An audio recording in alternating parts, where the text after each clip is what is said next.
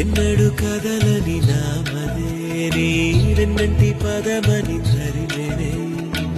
ఎవ్వరు నువ్వని అడగకే ఈ రెప్పల చాటున దాచుకుంది నిన్నే